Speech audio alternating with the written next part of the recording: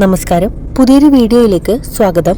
ഈ വീഡിയോയിലൂടെ മധ്യവയസ്സിനു ശേഷം ഭാഗ്യം കടാക്ഷിക്കുന്ന 9 നക്ഷത്രക്കാർ ഏതൊക്കെയാണെന്നാണ് പറയാൻ പോകുന്നത്.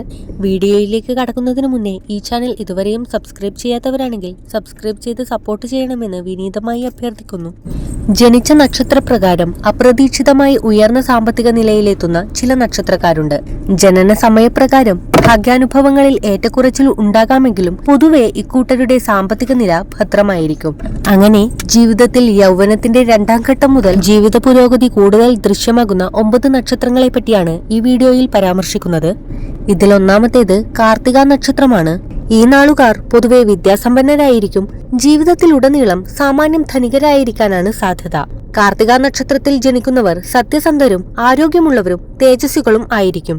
ഒന്നിലധികം വീടുകൾ ഇവർക്കുണ്ടാകും. ഇതിൽപ്പെടുന്ന അടുത്ത നക്ഷത്രം രോഹിണി നക്ഷത്രമാണ്. രോഹിണി നക്ഷത്രക്കാർ ജീവിതത്തിൽ ഉടനീളം ധനവാന്മാരായിരിക്കും. ഏതു മേഖലയിൽ ചെന്നാലും അവിടുത്തെ നേതാവായി വാഴാൻ ഇവർക്ക് പ്രത്യേക കഴിവുണ്ടായിരിക്കും. രോഹിണി നക്ഷത്രത്തിൽപ്പെടുന്ന നക്ഷത്രജാതർ സ്ഥിരചിത്തരും സൗന്ദര്യമുള്ളവരുമായിരിക്കും. 30 വയസ്സിനും 40നും മധ്യയുള്ള കാലം പൊതുവെ ഗുണകരമായിരിക്കും. കുടുംബസുഖം, സന്താന ഗുണം, ബന്ധുഗുണം തുടങ്ങിയവ ഇക്കാലത്തുണ്ടാവും. ഇതിൽപ്പെടുന്ന 3ാമത്തെ നക്ഷത്രം മകേര്യം നക്ഷത്രമാണ്. മകേര്യം നക്ഷത്ര ജാതർ ബുദ്ധിയും സൗന്ദര്യവും ആത്മാർത്ഥതയും ഉള്ളവരായിരിക്കും. ഏറ്റെടുക്കുന്ന കാര്യങ്ങൾ ഇവർക്ക് ചെയ്തു തീർക്കുവാൻ കഴിയും. ജീവിതത്തിൽ ആദ്യഭാഗം ക്ലേശവും മധ്യഭാഗവും അന്ത്യഭാഗവും സുഖവും അനുഭവത്തിൽ വരും. സ്വന്തം പരിശ്രമത്താൽ ഉന്നതിയിലെത്തും. മധ്യവയസ്സിനു ശേഷം ജീവിത പുരോഗതി കൈവരിക്കുന്ന 4ാമത്തെ നക്ഷത്രം തിരുവാതിര നക്ഷത്രമാണ്. 30-35 വയസ്സിനു ശേഷം ഇവരുടെ ജീവിതത്തിൽ ഭാഗ്യാനുഭവങ്ങൾ കൂടുതലായി അനുഭവപ്പെടും. മറ്റുള്ളവരുടെ കീഴിൽ ജോലി ചെയ്യാൻ ഇവർ ഇഷ്ടപ്പെടുന്നില്ല. ബുധന്റെ രാശിയിലെ ജനനമാകയാൽ ബുദ്ധിയുള്ളവരായിരിക്കും.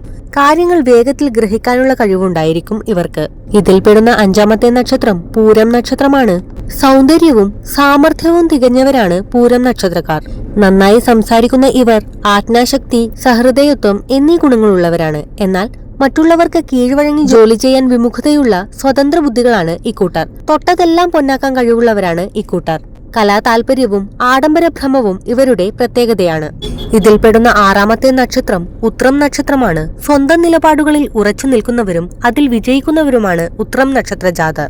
സമൂഹത്തിൽ ഉന്നത സ്ഥാനം വഹിക്കുന്ന ഇക്കൂട്ടർക്ക് ഏത് പ്രതികൂല സാഹചര്യത്തെയും അനുകൂലമാക്കാനുള്ള പ്രത്യേക കഴിവുണ്ട്.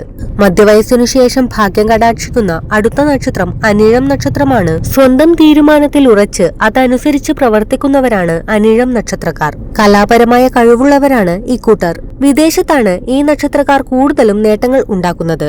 സ്വതന്ത്ര ബുദ്ധികളായതുകൊണ്ട് തന്നെ പലപ്പോഴും ഇവർക്ക് എതിർപ്പുകൾ നേരിടേണ്ടി വന്നേക്കാം. ഇതിൽപ്പെടുന്ന അവസാനത്തെ നക്ഷത്രം ഉത്രാടം നക്ഷത്രമാണ്.